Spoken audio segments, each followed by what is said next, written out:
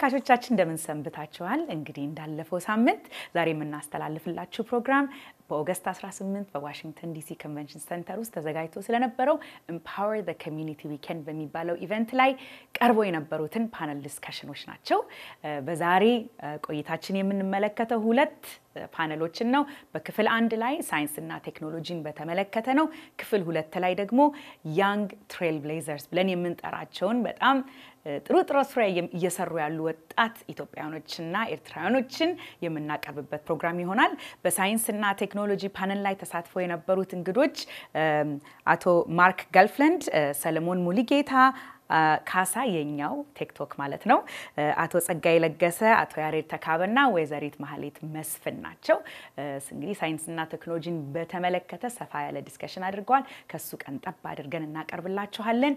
Young Trailblazers ቅድም እንደጠቀስኩላችሁ እነዚህ ወጣት ኢትዮጵያውያኖች በስራ ላይ በአዲስ የተሰማሩ ግን በዛው ልክ በኮሚኒቲያቸው ውስጥ በህብረተሰብ ውስጥ የተለያየ የበጎ አድራጎት ስራ የሚሰሩ ወጣት ጎበዝ ወጣቶች ናቸውና እነሱ ደግሞ ይሄንን ስራ በተመለከተ ወጣቶችን ያነቃቁልናል።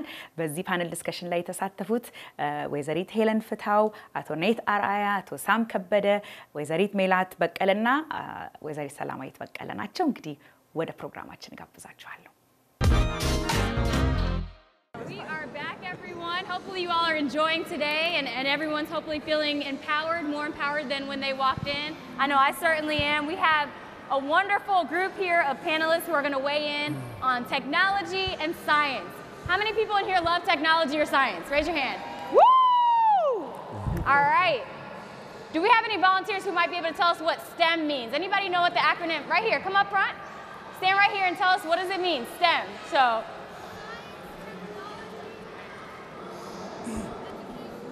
close. Engineering. The last one. You use numbers. You got it. You got it, you got it. It's a 4-letter word, subject in school. There you go. Woo! Let's clap it up for him. So we are here to talk about STEM, and thanks to our volunteer for breaking it down: science, technology, engineering, and math. So we have a group of panelists here that are each passionate about this field. Can you each start by saying what inspired you to enter the STEM field, and what type of work you do that continues to make a difference in this world? So we'll start right here. Sure. I'm a left-handed, by the way. So growing up, I always wanted to be a designer, an architect, more on the art side. But you have to be flexible. So curiosity and appreciation for innovation was the driving factor for me to get into STEM field. Once you are in it, actually you appreciate it more because you are always on the cutting edge of innovation, solving a lot of world problems. STEM professionals are the ones, engineers, aerospace engineers, in space field, in healthcare, in technology, and many other fields. So you appreciate that. The mindset of problem solving is really fascinating to me. So I think that was a driving factor for me to be in STEM. So, yeah. Nice, thank you. And congratulations on your new book. No, thank you. You just came out with a new book, so congratulations. Hopefully we'll talk about that later. What about you, Mahalit? So I think I'm kind of a stereotypical child of immigrants where my parents came to this country and education was extremely important to them, and they instilled that in us in a very young age, me and my sister. And so I was always drawn to science and trying to tear things apart and figure out how they work. I loved math in school, which is weird for a lot of people, but I enjoyed it. And so when it came time to pick a career, I tried to find a mix of all of those things, and engineering was one of them. My dad also had a big influence in my career, where he is a research pathologist at a pharmaceutical company, and so I grew up realizing my dad went to work every day and he loved his job and he got to create medicine that made people better. And so realizing that I could have some sort of impact in people's lives in that way was something that I clung to for the course of my career. Thank you. Yeah. What about you, Mark? So, I was lucky. I grew up in a great time, much older than I look. The American Manned Space Program was very inspirational to many people of my era. there was no such thing as satellites, and all of a sudden we're part of it. And I also had an uncle who, my father's brother, who was a chemical and electrical engineer, and he had a factory in Cleveland, and I got to work in the factory. I was also lucky because computers were just becoming available back then, and I got the opportunity through my school. There was a few of us were able to log into a computer and actually write some computer programs, and I just had a general interest in science anyway. So all those things made it possible, and that my career sort of was from that. And now my career is, I'm retired, in quotes. Don't retire like I retired. My career basically now is to get more and more kids interested in science and engineering, specifically in Ethiopia and other nearby countries. Awesome, thank you. Yes, my greatest inspiration is my brother-in-law, Dr. Masfun Amaha, who is a plant scientist, but actually he retired. He taught me all the scientific skills that I need to be a scientist. And the skills include scientific skills, electrical skills, mathematical skills, all the skills that I need to be a very good scientist. All right, thank you. How about you? I was actually a teacher, and I was involved in education. And education through the technology transfer that we have has impacted a lot. And I know that technology brings development. So I was attracted by the program and how the technology can impact education in transforming a country. And I joined the same technology program because I believe in it, in creating wealth for a country and empowering the kids. So I was involved when I heard about the program in technology, and we are trying to impact the kids to create empowerment systems where a possibility can be changed into a reality in changing and transforming the country's wealth. That's why I'm here today. Hey, thank you. And Sagai and Mark, you two work together with, if you could talk a little bit more about STEM energy in particular, so everyone can kind of get a better idea of that and how you all impact children, whether it's here in the States or back home, if you could go into that. Back in Ethiopia or Eritrea. So when I grew up, even though we had all these wonderful, amazing spaceships flying on and off the ground and whatnot, people landing on the moon and all, it was incredible. But still not that many of my friends were that interested in science and engineering. I was. I wanted to find a way to reach more children. So I started with my own. I have 3 sons who are now all engineers, and I was teaching before school programs near Boston, where I live now. And I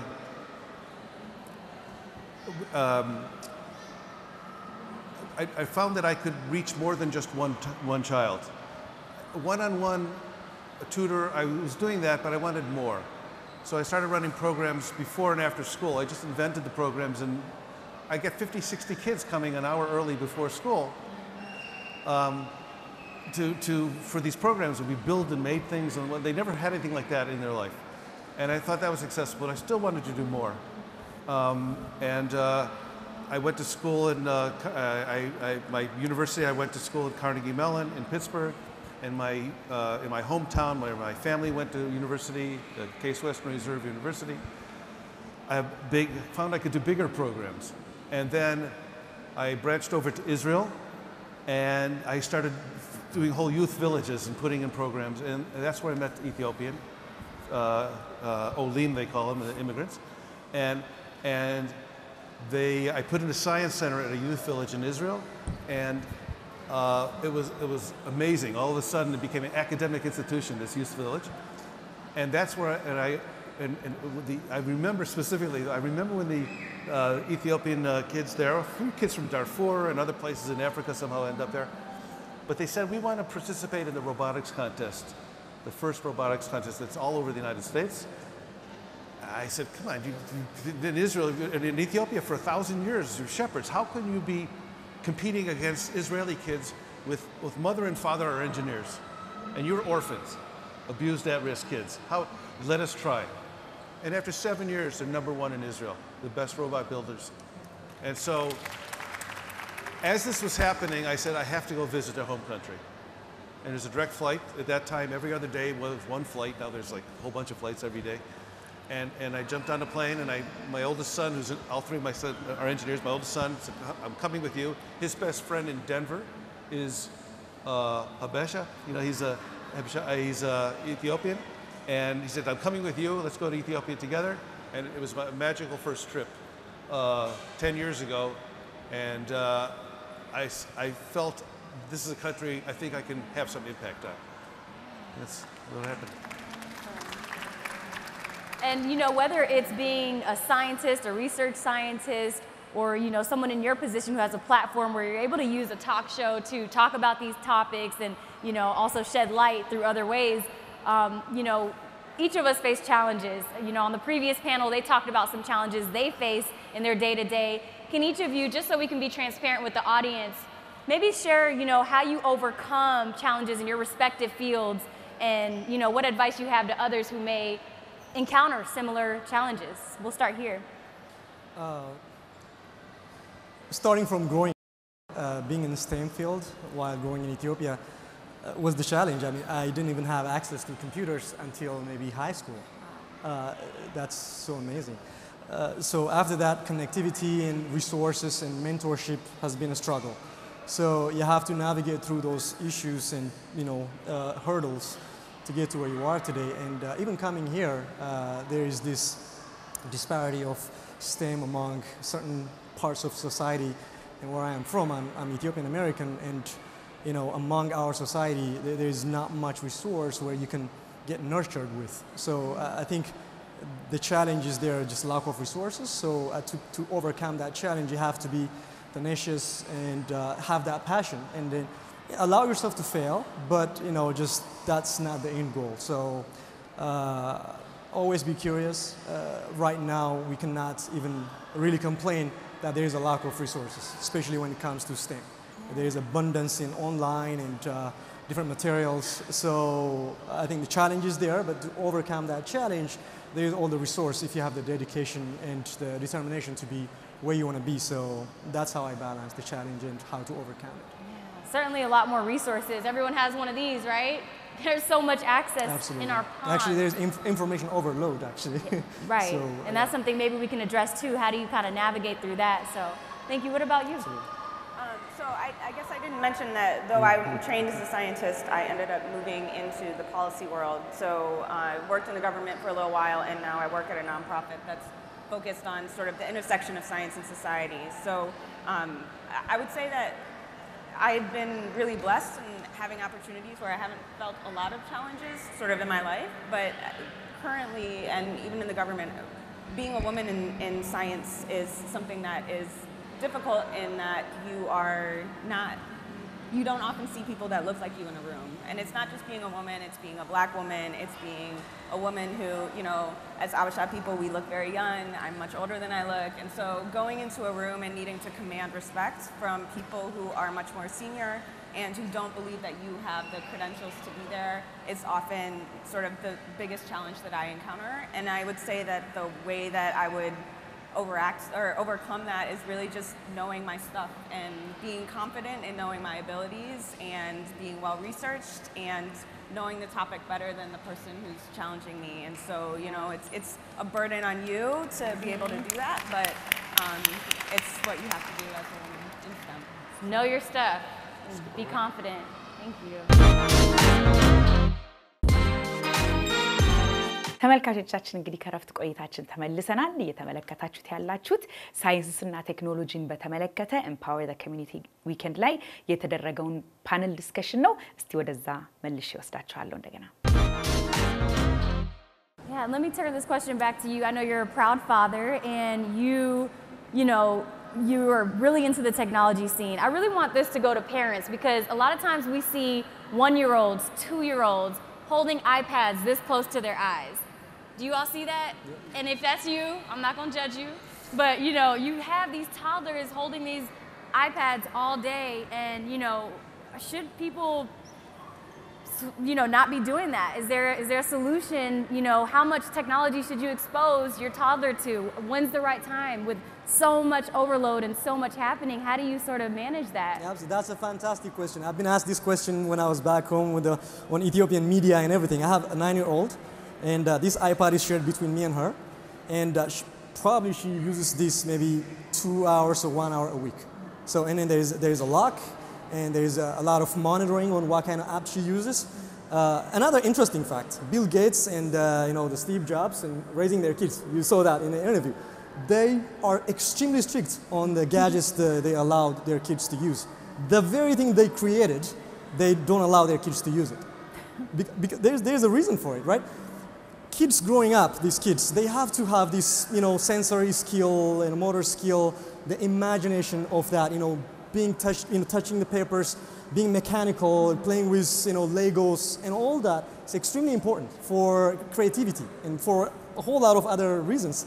Social engineering and all that. If you're stuck on this thing, playing games or anything as a kid for 8 hours, not talking to people, not eating, sitting, obesity, and everything else in between, it's extremely concerning. So I think parents should take this very seriously. Again, I'm not judgmental, but they should be extremely, extremely cautious about this, having a password and having a limited parental, control. There are a lot of apps that you can install on your iPads and or your iPhones that you can control your kids, to avoid this extremely dangerous kind of trend that's happening. That they also develop individualistic kind of approach. They can be antisocial, and I'm saying this. And on the other side, using gaming and everything can make your mind quick decision maker and logical thinker. So we just have to find that balance, but we have to be extremely, extremely careful on this aspect. Yep. Absolutely. Finding that balance, right? And like he mentioned, there are apps out there. If anyone's ever heard of YouTube for Kids, right? There's a whole absolutely. YouTube for Kids. That way they're not searching things they shouldn't be searching. So maybe if we can switch gears here. We have a very diverse panel here today, which is so amazing to see, because you don't always see this when you walk into a company or an organization. Can you maybe weigh in on the diversity, the importance of having diversity in the STEM field? And if we can start right here with Mahalet. There's a saying that I'm forgetting, but it's essentially that your team will never win if half of the bench is not even there, or they're not in the game. And so I think that there is increasing amounts of literature about the value of diverse teams, what they bring to the table, how they help to make teams better just in general. There is just so much information about the number of people and getting them involved and into these pipelines and how important that is. And so, diversity is a huge thing in the STEM fields. It's important. We think about it in the United States from, racial, ethnic minorities, gender issues, people with abilities, different levels of abilities. But I think that the conversation about how other countries and how they fit into this system is also important as well. There's increasing amounts of evidence that indigenous knowledge is really important. So there's plants, there's bugs, there's all of these things all over the world that the Western world will never know about, but people in those communities do, and there's access to those resources that you need in order to be able to find new drugs and new cures for things. And so the more that you can get the world involved in some of these conversations and get them interested in some of these issues, then I think that the world will just be a better place in general. So. Thank you. And what could you say about building a team? I know earlier you talked about, building those centers, and you sort of admitted to it not being an easy route, but you are still doing it, you're still pursuing that. Can you talk about the team around you all and how you sort of navigate through that, Mark? There's a part of the government, the charities and associations or regulations, You have to conform to their rules.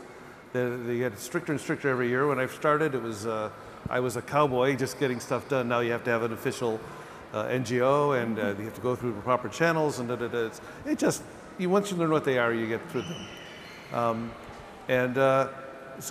But we're in every regional state except the Gambela area, which we tried, but we'll get back there. We're all over Ethiopia. I view it as an Ethiopian project, not a Oromian or Tigrayan or whatever. We're everywhere, and in many places in different regional states. And so we just keep broadening and broadening. We have the two more, we'll finally have something in Addis, but everything's been spread around the country. And we just keep on, we identify a location, you sign a memorandum of understanding, there's a whole process. Identify which labs we need to put in there, and we keep on expanding with more and more labs. We have a whole pipeline of labs coming from different, so basically I want just everything that I find that is in Ethiopia to, that is, could use a solution, let's find one. And we also, one of the things that we solved that I'm very proud of is the fact that our women participation is very, very high. For our shared high school science programs, which is, we now have 5 or 6 of those, these are for major metropolitan areas to have a very high quality lab experience.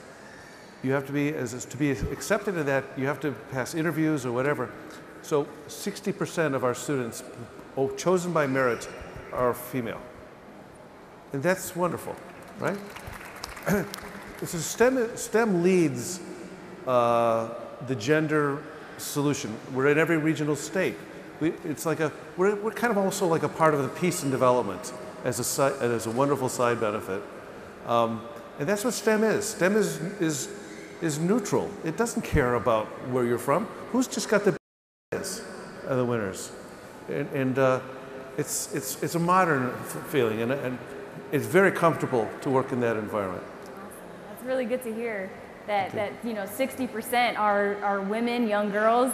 How do you bring in, more young people into this industry? I'm sure most of you, if not all of you, have had mentors along the way or have mentored. If we could start maybe here, can you talk about how you get more of the youth involved, or how you mentor and bring in some of these folks that may want to enter this field, and giving them those opportunities? Yeah, actually today we had a lot of youths that are coming and very excited about our programs, and they signed up. Probably, there are a lot of youths coming to Ethiopia to visit Ethiopia, and we have a lot of STEM centers all over the country, as you said. It has no border, it's diversified. We have all the centers in all places, like all over Ethiopia. And so if they happen to visit Ethiopia, they can volunteer and help, or they can help us, spread the words to other people so we can expand this program in fundraising. Even here we have the offices in the US. So whenever we have events, so they already signed up, and I encourage you, or other people who haven't signed up, you can sign up and give us your names, and you can volunteer or do something about it to change Ethiopia, so we can help each other to expand this program and encourage the youth to this program. Awesome. If you other want to talk about mentoring and getting children involved early on? Sure. I think our society, as collectively, has been literally practically worshiping 2 fields, right? Athletes and entertainers. And it's not a bad thing. It's a needed aspect in life. But I think the STEM field has not been doing a good job. So yeah, the STEM field has not been doing a good job. I know there's challenge. It might be difficult. It might need more work, more labor, and whatnot. But again, I think that has to reshift as a society, as a nation, as a global, as a world, as an African or Americans, whatever you call it. I think we have to rethink that approach. So I think, again, I say this, and I'm going to say this over and over and over again. I mean, the trend that the world is heading towards, the artificial intelligence, the rise of robots, and the data explosion, and then the space exploration. I mean, we try to go to Mars by 2030, and you can imagine the tremendous effort that needs for that to happen, and then if we start living there and whatnot. With all this, I think if we're not preparing this generation to be ready for that, I think it's going to be a catastrophic effect, because we don't want our generation to be lost in action. So I think the mentorship, especially where there is a resource like here in the States, first we have to empower here, and then I think we can trickle that down to where it's needed in Africa, in Eritrea, Ethiopia, and other parts of Africa. So I think we have to see that roadmap, that long view of where the world is heading, and it's not even a luxury or an option to be in STEM or to empower our young brothers and sisters to be in that field. Of course, there's this misconception that, I have to be naturally gifted to be in STEM, to be an engineer. Not necessarily. Of course, it's good to have. As I said, I'm left-handed, I'm more artsy, play music, I always wanted to be a designer, but I earned it through school, and I love it, I enjoy it now. So as I was a software engineer, now I do consulting. So I think you can earn it. It's all you need is passion, DIY, do it yourself. Do always do something, reverse engineering, take the hardest class in the classroom. So, and I think if mentorship is added on that, and as a nation, if we have that perspective of how serious and the only option STEM is for the future of the world, I think we can make a difference. Now let's go ahead, and if everyone could weigh in and their final thoughts, maybe your vision, for the future of STEM and how it impacts every single person in here, and maybe communities across the world, whether it's Ethiopia, Eritrea, Israel, you name it. What is your future and your hopes, for STEM as we move forward? So we'll start here and we'll go down and let everyone speak. I think I kind of said it like now. So I think I'm very optimistic about the future, even though there are like threats and concerns and all that. And the world is uncertain anyways without STEM or with STEM. So I think we need to embrace the challenges ahead of us. Of course, everything has a double sword, be it technology, science, anything else, social studies, anything has a double side to it. So as long as we can just kind of, make the negative side more dull and then the positive thing more sharper, I think the world can be in a better place. I think as a technologist, I'm always advocating for that. So as long as we use it for social impact, positive impact, for the better world, for human equality, and then that marginalization is always a concern for me when it comes to STEM. Africa is being left behind. So I always think about my people, my continent. So I think as long as we carry that burden with us and then to strive to make that difference, I think we'll be better off with STEM in the future. Absolutely. And what about you? So 2 years ago, the global community got together through the United Nations and set out 17 Sustainable Development Goals. So the global community, policymakers, diplomats, scientists, everyone said these are 17 goals in which we need for a sustainable future for our world. That ranges from food, nutrition, health, education, our oceans, and it lays out a really great roadmap for how we can sort of thrive as a planet. And STEM is actually across all of them. It's not explicit in one or the other, but if you go through each of the 17 goals, there is some part of science or technology in it, or science and technology and then the advancements of them can help to meet these global goals that we set out. And so for me, that's like the vision of how science and technology can help to make sure that we really have a sustainable world, because the reality is things are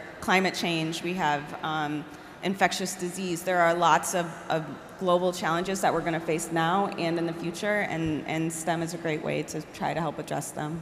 Awesome, thank you. What about you?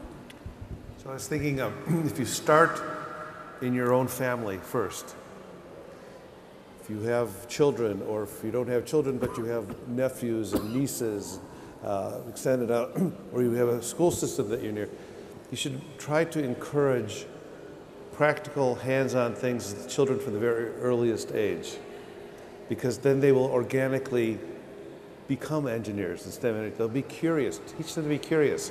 Go to the beach and look at the sand, and look at the sand. Why is sand different colors in different places? Or what's in the ground?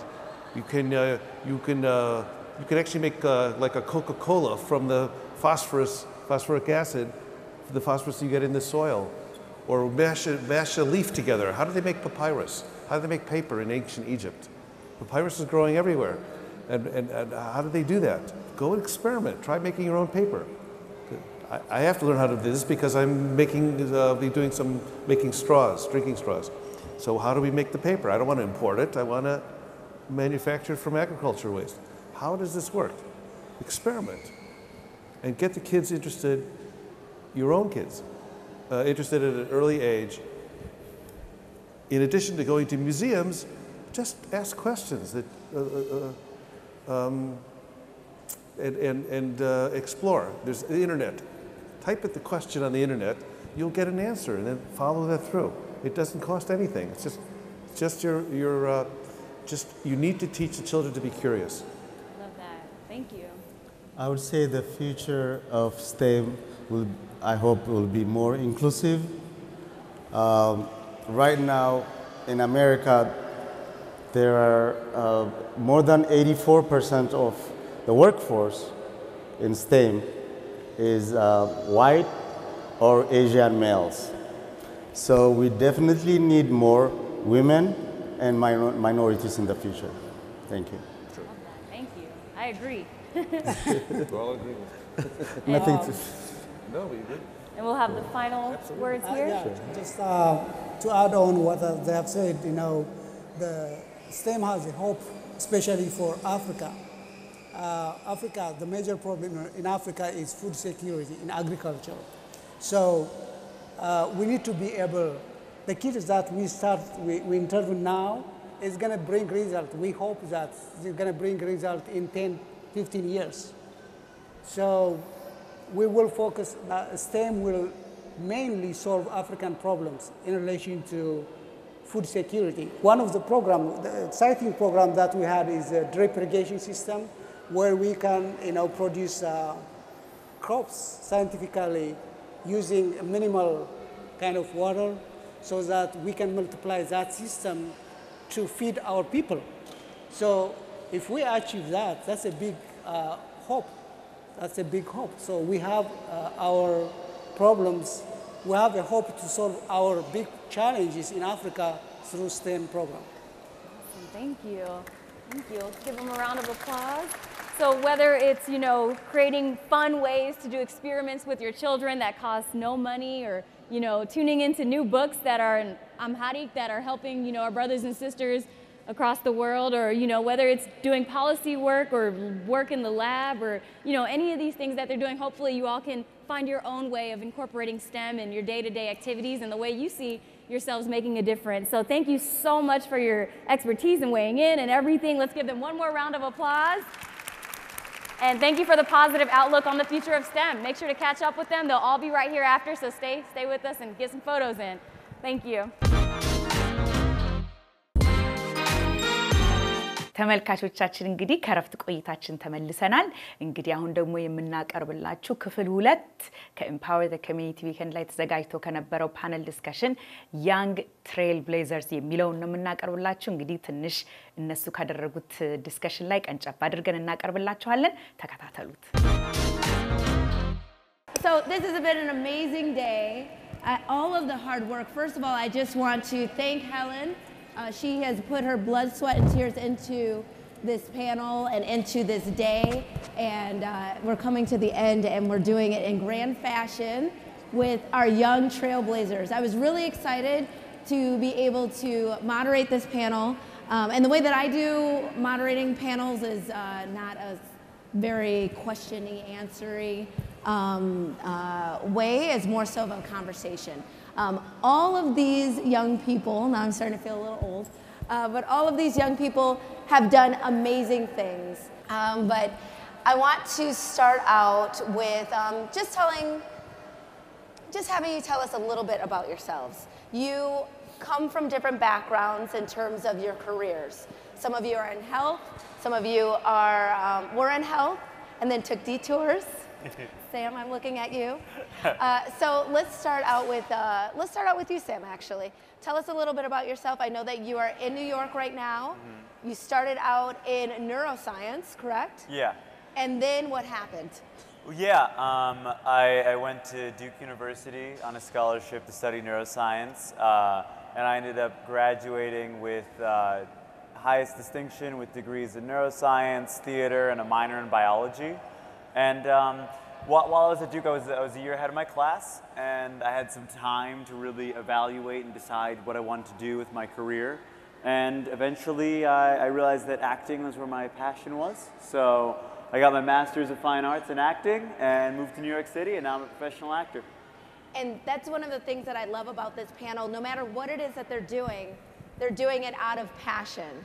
Helen, I know that this is something, Helen actually grew up in Milwaukee, where I grew up as well. So shouts out to Milwaukee Abishas that are in the building. I hear one other. There we go.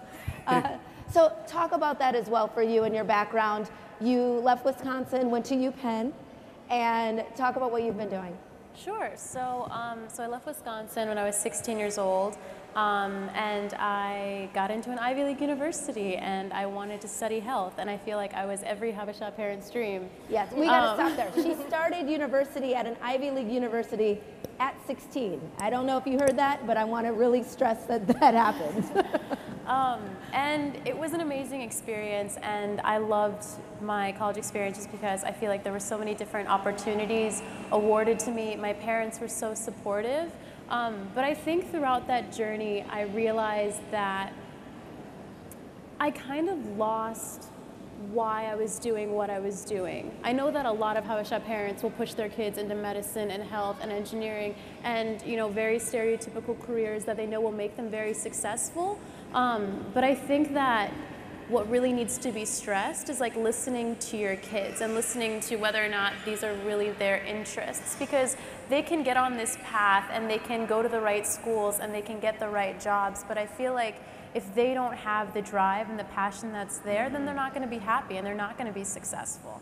And so I feel like to some degree my college experience was mostly devoted to finding out why I was pursuing health for me, not just because my parents were nurses, not just because they had been telling me that, because I told them that I wanted to be a doctor when I was in 3rd grade, and of course they were ecstatic. It was discovering like why I wanted to care for patients and exploring those different avenues. And Salam, I feel like that's something you can probably relate to as well. Most definitely. So Helen and I actually attended the same university. We attended the University of Pennsylvania. And my need to go into the healthcare field stemmed from, I grew up in Ethiopia, so I did see a lot of healthcare access issues. So I was involved in that. I also was a big science nerd. So it made sense to me to do it that way. But being in college really changed my perspective in terms of how I want to go about studying medicine or pursuing medicine, because I really got a public health perspective of medicine and how to treat human beings as social beings as opposed to just biological beings. Mm-hmm. So I definitely just went through a bunch of shifts to figure out my way into nonprofit work, but also in health. And following passions, it comes with a lot of work sometimes. I know, Mela, you started an entire network. Can you talk about that, the Habesha Network? Yeah, so it was probably about a year and a half ago. We were trying to figure out to do something. I have a large network of friends and people that I'm connected to. And I was realizing different things were happening in the community that we see all the time. We talked a little bit before this on the panel, just about our community members struggling with different things, from mental health to drug abuse to financial stability. So I think just stemming from all of those, trying to find out a way we could be a resource and a community hub for us. Also really to keep the culture alive. I think a lot of the culture is getting lost, and we're here in America, even though we love being Americans, we can't forget where we came from. So I think that's important, and so that's kind of the basis of what starting Habesha Networks was, is really to be a resource hub for people, for our community members, and to mobilize in all the different cities that we're at, and to help people to network for jobs, to network to collaborate on different projects, to date, I don't know, for whatever they're looking for, right? So I think that's our goal, is to just really be that connector to the community. And Nate, I know that that's something that's you're very passionate about as well, being a filmmaker. Talk about what goes into your filmmaking and your documentaries. Yeah. So kind of my background is storytelling, filmmaking, producing. So what I've done is I've created a couple of films. The first one was called Sincerely Ethiopia. And the idea of this film was, me growing up as a first generation, second generation, American, never quite having these negative, understanding that there are negative stigmas around Ethiopia and Africa in general.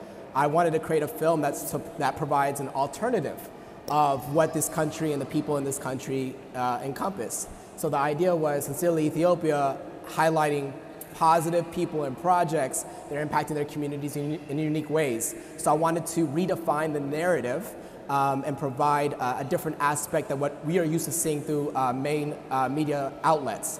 And then the second film, called The Diaspora Journal, was about my personal story of understanding of never feeling Ethiopian enough or American enough, but understanding in the process that I am enough. And I think many people within our generation need to understand the value that we have as we hold these dual cultures, dual identities. Instead of it being a sense of never feeling the sense of enoughness, we now are empowered to understand that we can contribute to two different societies, two different countries, two different continents. So my filmmaking comes from an authentic narrative, understanding that there is a community around me that needs to hear that they're not alone, that there are people that feel certain things, that have been raised in a country and they just don't know how to navigate. We're pioneers at heart. So our goal is to pioneer, to learn, and to provide a blueprint to the next generation of, hey, this is how we've overcome odds. This is how we've been able to jump into the careers that we have. And this is where we're going as people. So I feel that sense of responsibility, and I know we share the same sentiment, on this stage and with the many people out here as well. Well, we were talking a little bit before we got up on stage, and I feel like that was sort of a universal experience, is that all of us are multidimensional. And I feel like a lot of times as first generation or second generation, you're almost not allowed to be multidimensional. You have to decide, what are you going to do? You're going to be an engineer, right? And all of you, you broke that. So tell me, as you were pursuing your passions, how was that with family? Ooh, I can take that one. Yeah, you can. So, I mean, yeah, being on scholarship to study neuroscience at a major university was a very nice, safe path. And I told my dad immediately, actually. I was very upfront about it. And I was very surprised. He was so relaxed about it. He's like, well, as long as you are the best, Samir. And that's nothing but pressure. We don't care what you do as long as you're the best at it. Exactly. Yeah. Just make sure you make a lot of money so I can retire well. But my mother, I didn't tell for a year. I stopped and I didn't tell her for a whole year. And following that year that I told her, she every week would say, you can always still become a doctor. Your MCAT scores haven't expired. You're still fine. And yeah, I'd actually sit her down and say, like, I'm passionate about what I'm doing. I can make a living doing it, and I'm making a positive impact in the world. And that is all that I think should matter. After having that sincere heart-to-heart, she finally, it's in the back of her head still, but she's learning to move past it for sure. And I think that's even huge, because when we talk about parents and then the first generation, second generation, there is a disconnect in communication, worldview, values. So you have these immigrant parents that come in as survivors. They're heroes. They come in sacrificing so much in order to achieve education and opportunity and to provide well-being for their kids. So their paradigm and their foundation is based from that frame of reference. When you were growing up as kids, we don't see that. We only see our worldview and our upbringing and what we're dealing with in the real world. So in the house, there's this disconnect. So when we have people like us that have a broader spectrum of the different endeavors that we can kind of dive into, there usually is a pushback because it's very unconventional. So whenever we come through different paths that's very unconventional, it's outside of a comfort zone. So for me personally, I resonate with that because I started with a pharmacy major in college. And what's crazy about it is my first semester, I took a class called zoology, and I was horrible at it, right? It was totally the easiest science course, and I was horrible at it. It was bad. And I think I failed my first semester, but I was in a speech class, right? And I did amazing in that course. And a professor looked at me and said, I don't know who you are, I don't know what major you're in, but have you ever considered mass communications? I said, what is that? I was only taught I could be 4 things in life. I did not know what a mass communication was. I just wasn't educated and informed. So the only 4 things I recognized that I could ever be in life to my mom was a doctor, lawyer, engineer, or disowned. Yeah. And I chose D. I was disowned. So after that first semester, I learned about what the mass communication major entailed. So I changed my major that semester. I went home, and this was crazy. I go home, I'm sitting on the couch, I'm watching ESPN. My mom is making Doro what in the kitchen. I'm like, all right, here we go. She's in the middle of kind of cooking, so this is a good time to drop the bomb on her because it's about to go down.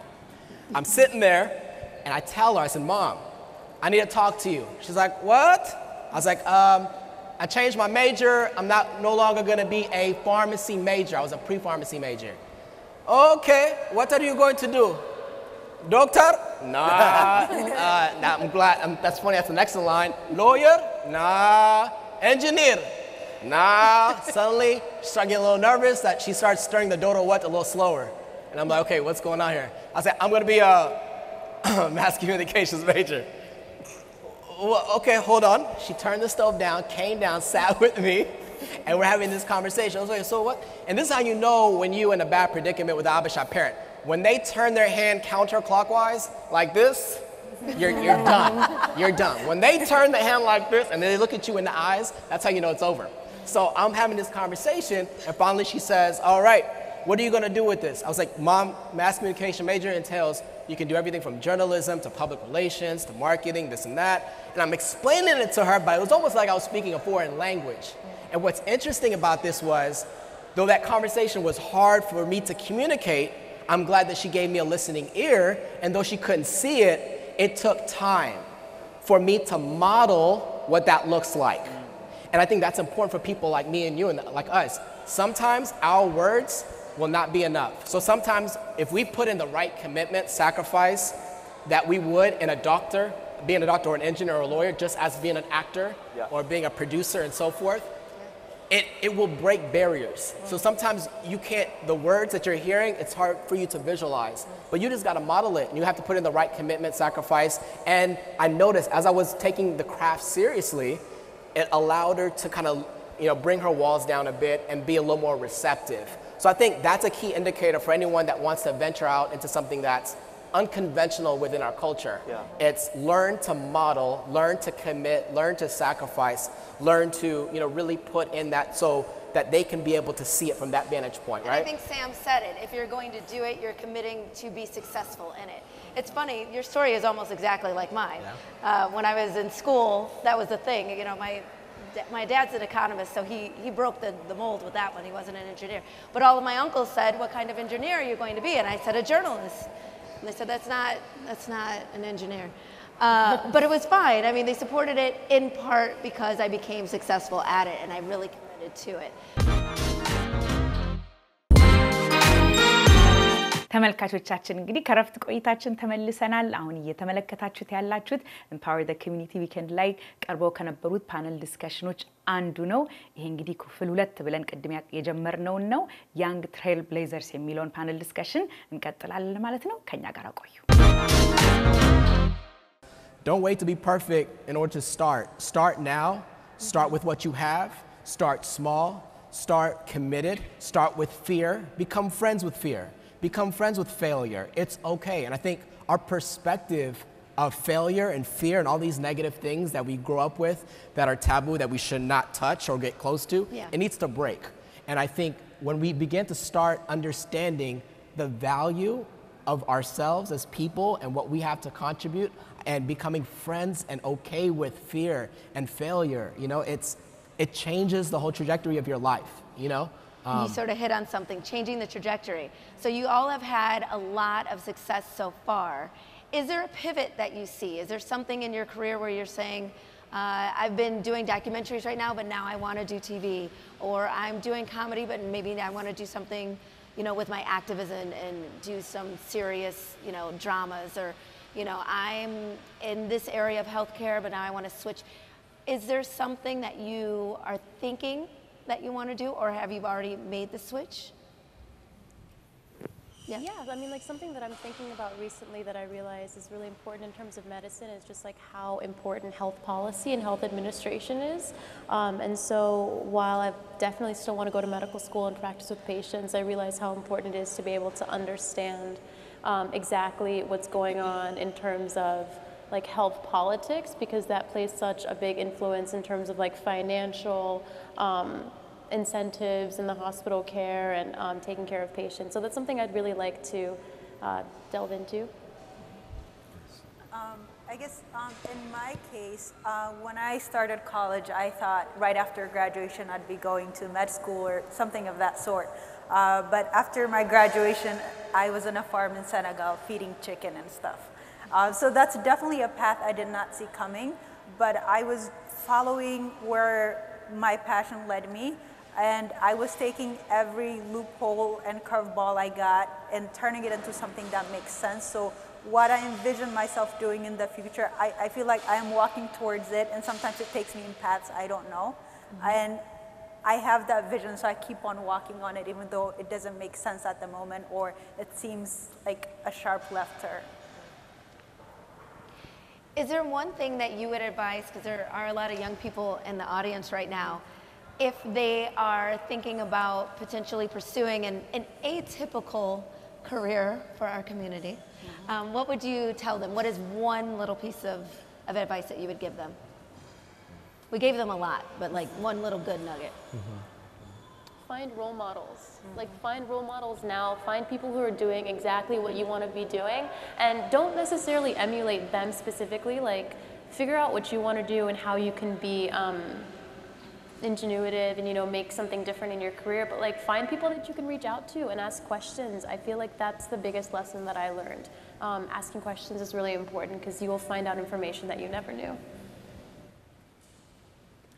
I could speak to, I would just suggest stay dedicated.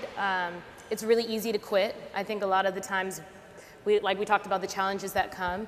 So just staying dedicated to what you want to do, and I think Nate spoke to this well, is just showing what good looks like and showing that it's okay. This may not be the typical job or the typical thing that our community or friends do, but trusting in your judgment and your beliefs and your skills that you can do what you want to do.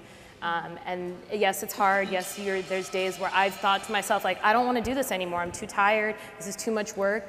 But really being dedicated and having a plan and staying with it and having a positive support system, because when you're having those rough days and you can call somebody, your friend, your spouse, whatever it is, and they are there for you, it makes a difference, because on those days that you want to give up, they help support you to continue to push through. So. And another thing that can support this and ground it, I found, is make sure when you're choosing your atypical thing that you have a very strong why, and that why is about other people. Because if it isn't about other people, it's just for yourself, and you're of course going to be able to quit. You're going to want to quit.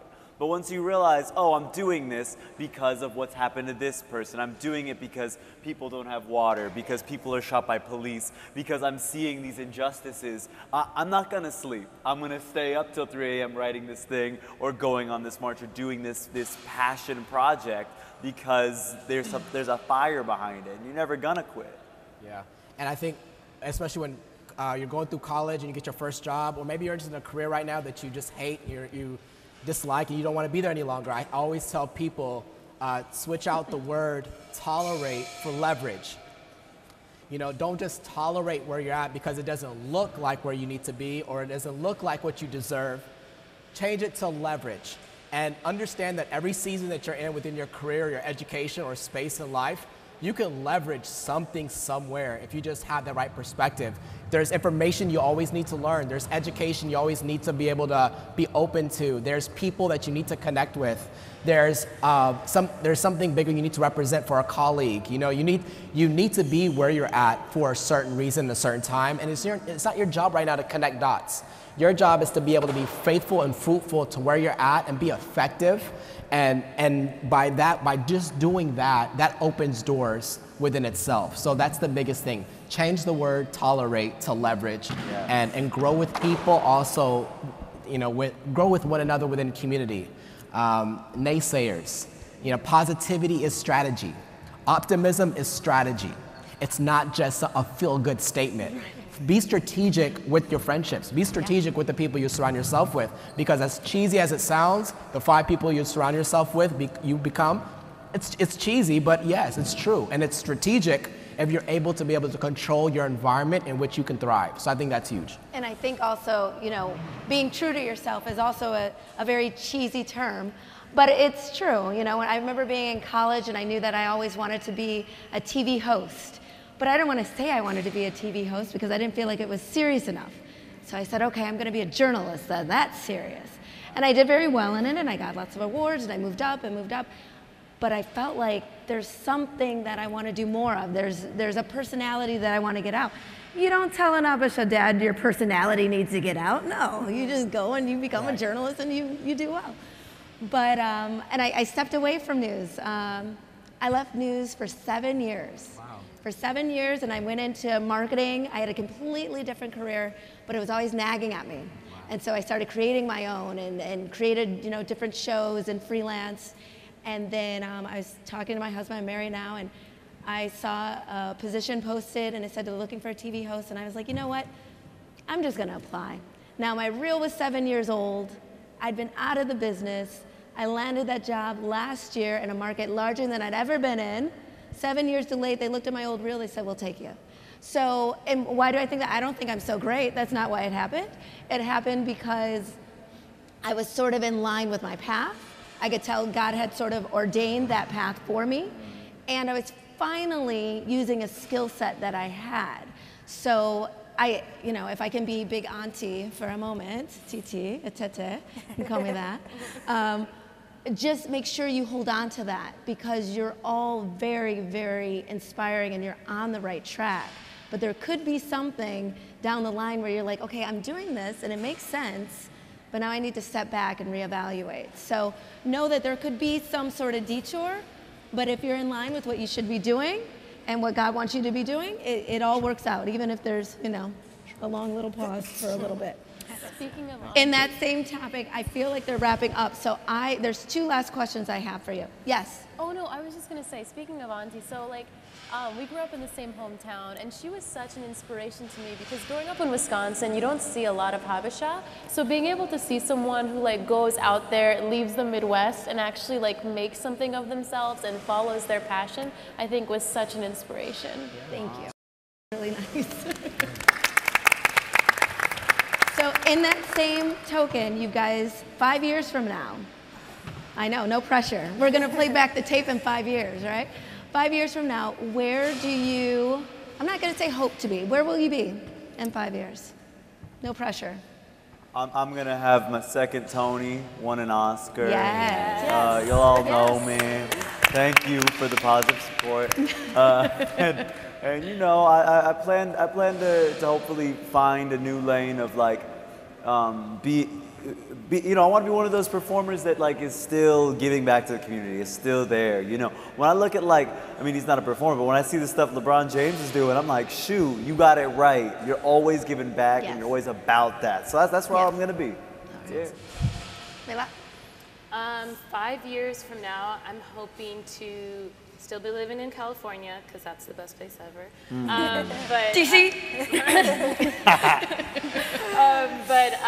I hope to really have Habesha networks on a very large scale, mobilized in all the major cities that Habeshas are at, and really continue to be that cultural resource hub, and changing the narrative of our community, just making sure that we're being inclusive to all Habeshas, all types of Habeshas, not just our typical kinds. So making sure that everyone feels welcomed into the community. Preach on that one, that was good.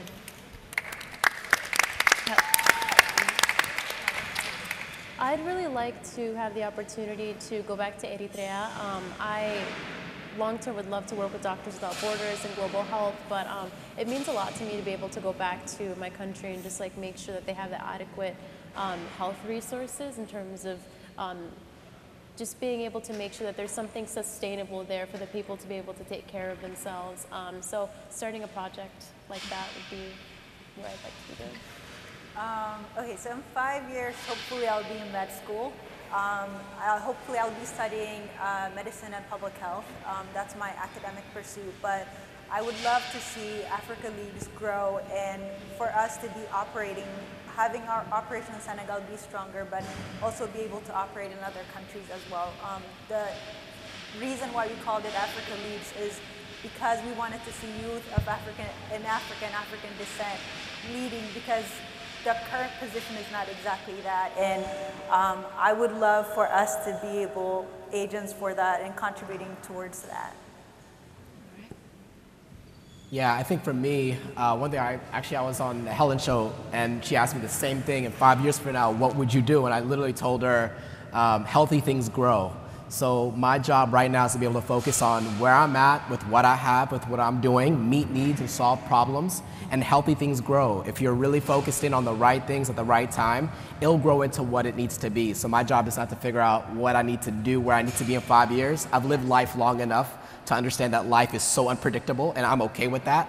And I think the most successful people navigate the gray areas best in life. So if you're get comfortable with those gray areas and you embrace where you're at and the problems that are right in front of you and you solve those, I'm a firm believer that it will lead to where it needs to. So that's where I'm at. That's the space I'm at. I'm enjoying it, you know. Right. Well, we're wrapping up, but before we wrap up, I want everyone to be able to get in contact with you. So this is the time, this is like a shameless promotion at this point. What are you working on? How can we support you as a community? Go. All right, I'll start. Okay, if you are in New York City and you see my name on a playbill, go to it. You know, I'm usually doing the off-Broadway circuit, still trying to like break that Broadway one. Do you have a website? I do www.samcabetta.com, and I also I'm currently in the middle of doing a fundraiser for Flint. I have a GoFundMe, GoFundMe.com/Fleet Feet for Flint, FLEET. FEET, the number 4, FLINT, where I'm about to run, well, it's really silly. Okay, I'm running 10 miles and eating a dozen Krispy Kreme donuts, and all the proceeds are yeah, I'm running 5 miles to the Krispy Kreme from Harlem to Penn Station. That is epic. Eating a dozen, then running 5 miles back to my home. And yeah, I'm partnering with the United Way of Genesee County, and yeah, I'm really excited. So yeah, donate to that. Shoot, yeah. Take video of that one. We need yeah, to see that one. it'll be something else. All right. And Habesha Networks, that's an easy one to find. So please follow us on social media, Habesha Networks, and my personal social media, Ethio Hippie. So we'll keep you guys in tune to all of the events and things that we have going on. And if we're not in your city, contact us and we'll work on trying to get you in there or be in there. I'm working on applying to medical school, so send your prayers, please. I guess you can find the work I've been doing on africaleads.org. It's africaleads.org. And I would appreciate your donation or any kind of resources or connections you can provide me. I am definitely looking into doing any kind of project in Ethiopia, so if you have any resources or connections, please reach out to me at info@africaleads.org. All right. Awesome. And then your website? Yeah, you can find me on my website, natearaya.com. I started a podcast called Africa and Us that is dedicated to providing inspiring stories of representation. So people have overcome odds and are leaving blueprints. So I'm talking to CEOs, I'm talking to comedians, I'm talking to many different people in different areas of life, walks of life, so I can provide a blueprint for others. Instagram, Nate Araya, Facebook, Nate Araya, all across the line. I'm dedicated to make a platform of positivity and inspiration for people, and I just want to grow with the community. So yeah, just know if you ever come encounter with anything I do, that's kind of where my mindset is, and I'm excited to continue building relationships with each and every one of you. And my own shameless plug, you can watch me if you live in the Maryland area, Baltimore area. I host Midday Maryland on ABC2 in Baltimore. So that comes on weekdays at noon, so watch that. Also, more of my personality is a new YouTube show that I'm doing, the Eden and Elsa Show. It's silly girl talk. Guys, you can watch, but girls, you'll like it better. Thank you so much for joining us. You guys were wonderful.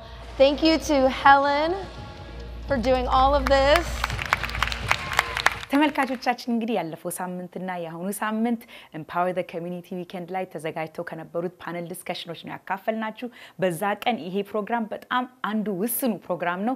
በጣም የተለያዩ ሰፋ ያሉ ዝግጅቶች ነበሩን፣ ኤግዚቢሽኖች ነበሩን፣ የሄልት ፓቪሊየን ነበረን፣ ፋይናንሻል ፓቪሊየን ነበረን፣ የህፃናቶች ደግሞ የሚዘጋጁበት የነሱ የራሳቸው ዝግጅት ነበረ። ስለዚህ ይሄ በጣም ሰፋ ያለ ዝግጅት ነው። ስለዚህ የሚቀጥለው አመት ደግሞ ሰፋ ባለ መልኩ አሳድገን ደግሞ ይሄንን ዝግጅት ይዘንላችሁ ነው የምንቀርበው።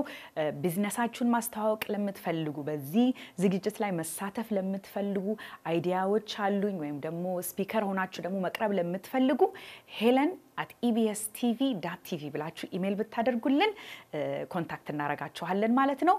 የአሁኑ ፕሮግራም እንግዲህ በዚህ ላይ ያበቃል። በሚቀጥለው ሳምንት በሌላ ፕሮግራም እስከምንገናኝ ደህና ቆዩልን።